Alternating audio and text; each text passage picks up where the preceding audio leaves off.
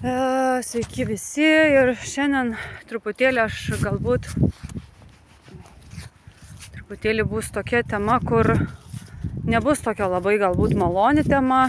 Fainas oras, iš esmės rudenėlis, tai nuostabus medžiai visur va. Bet iš tikrųjų visuomenė noriu atkreipti dėmesį į moteris, kurios yra labai aršios. Žinokite, žmonės, kurie atsiranda, tarkime, tose pačiose psichikos negalios vietose ir panašiai, žinokit, ne visais atvejais ten iš tikrųjų yra kažkokia tai žala padaryta, nežinau, gyvenimo ar ten narkotinių medžiagų ir panašiai. Tai labai noriu atkreipti visuomenės dėmesį į komunikaciją, kuri šiandien dienai aš atkreipus dėmesį esu, kad ganėtinai yra grubi, griežta komunikacija, suvaržoma komunikacija, kur iš esmės kai kuriems žmonėms tai visiškai netinkanti komunikacija. Jeigu taip kalbėti energetiniam lygmenyje, jūs iš esmės visada štrichuojate štrichais tokiais, žinote, kaip peiliais pjaustytumėtės. Tokią komunikaciją, aš manau, reikėtų kažkaip tai bandyti versti arba paversti į kažkokią tai kitokią komunikaciją, dėl to, kad, yra tai tekę netgi, kada ateina žmogus ir sako, su tokiu žmogum pabendravęs, jisai praranda, tarkime, norą dirbti, praranda netgi žinojimą, ką veikia, ką daro, kur eina ir panašiai. Tikslus toksai galbūt tikslesnis būtų apibūdinimas ir pasakymas lesa smegenis. Vat iš esmės tokios moterys jos konkrečiai lesa smegenis. Čia žinote, kaip užsivestų ir kalbėtų viskas, kas yra negerai ir ant vieno žmogaus, jam ten po kurio tai laiko žmogui gali tiesiog smegenis atsijungti. Ir nepamirškime to, kad šalia gali gyventi ir būti autistinės asmenybės, jautresni žmonės, empatiški labai žmonės.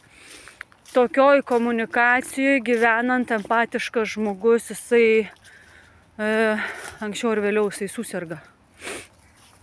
Ir tai yra baisus labai dalykai, dėl to labai prašau atkreipti visuomenės dėmesį apie tokias moteris, kad galų galiausiai tokioms galbūt užkirsti kelią pokalbiams ir kalbėjimams ir tokiam agresyviam komunikacijai, tokiai agresyviai ir pažvelgti kad vis dėlto gal reikėtų apie tai laikas būtų susimastyti, kad netraumuoti nei vaikų, kurios atžalos galbūt auga tokiuose santykiuose ir šeimose. Labai skatinu kaimynus būti pastabiais ir įspėti vaikų teisių institucijas apie tokią komunikaciją vykstančią namuose. Ir iš esmės būkite sąžininki šito atžvilgiu, nes ateinančios kartos jos irgi auga ir ko kalbėti, galbūt ne kiekvienas iš tikrųjų mes galime kalbėti. Tam, kad kalbėti, iš esmės turi žmogus gebėti kalbėti. Vadinasi, kalbėti neteisiant, nesmerkiant ar ten nekaltinant kažkaip tai, ypatingai kai puikiai suvokiame ir suprantame, kad suaugęs žmogus jisai pats iš esmės eina per šios jausmus suvokti savasias tos komunikacijos tokias priežastis. Taip augame kiekvienas ir niekaip kitaip. Tad tokią žinutę šiandien norėjau pasidalinti. Iš esmės nebūkite abejingi ir jeigu matote, girdite moteris labai rėkiančias, labai šaukiančias, yra tam tikros vietos, žinokite, yra miškas. Aš einu dabar miške pasivaikščioti, ir galima miške pariekti, bet ne namuose, ne su vaikais. ne prie vaikų ar ne prie kaimynų, galbūt kaimyno vaikas yra labai jautrus, pavyzdžiui. Ir tokia moteris, jinai gali žaloti. Kai kurie jaučia net sienų virpesius.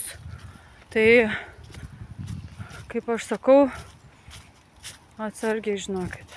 Jeigu yra galimybės, tai izoliuokitės nuo tokių žmonių ir netgi tie, kurie turi vaikų, kartais galbūt, kad vaikas yra susiirzęs ar ten kažkoks, ar ne, grįžo namo, tai nebūtinai, kad kažkas jam nutiko, gal ir kaimynus apsidairykit, gal tiesiog vaikas negali pasakyti jums, kad jaučia kaip lesa smegenis.